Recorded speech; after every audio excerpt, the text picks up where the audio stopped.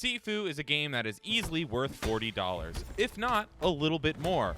But only a little bit. Hello, my name is Jonathan Rosenblum, head game critic at Tibbs TV, and I wouldn't say that I'm special. In fact, the majority of my thoughts, facts, and opinions on things are pretty much taken entirely from the internet. Or I find out that someone has already thought those things and posted them 5 minutes before me on said internet.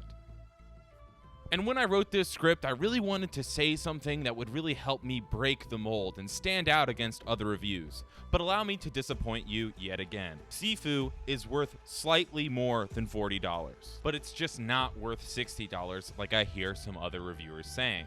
And this is coming from someone who will probably have this game in their Game of the Year list. I mean, I really love this thing. The story is classic and simple. Your dad's a Chinese version of a sensei, and his best pupil kills him. You get dump trucked, but live.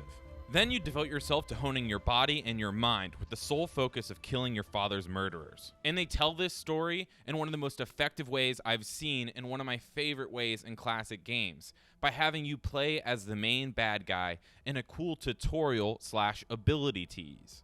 Then they expand on the game's narrative by putting the player in control of the main character's training as he fights against the shadow versions of the bosses you will then go on to kill. This simple and subtle and overall sexy way of storytelling is some of the best I've seen in a game, period. With tight gameplay that feels like a 5-level DLC to Sekiro: Shadows Die Twice, which we all can agree is the best Soulsborne. And when I say that this game follows in the footsteps of Sekiro, I mean that it has a great narrative, it has great graphics, it has great design, and the combat has this great impact that is brutal and ruthless, yet you can parry. I mean, it feels so good to play.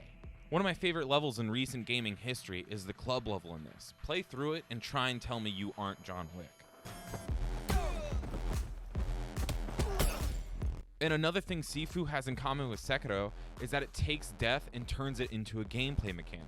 Instead of dying twice, like in Sekiro, you will die way more in Sifu.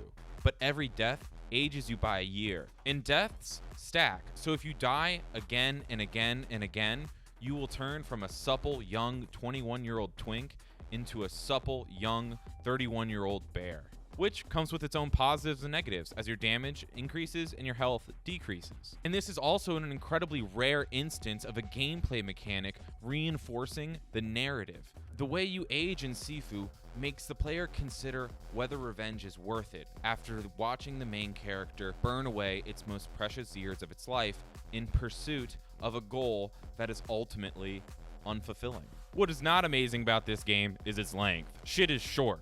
So is a player's time really better spent on other games with more content? Not really, because Sifu isn't trying to be a $60 game.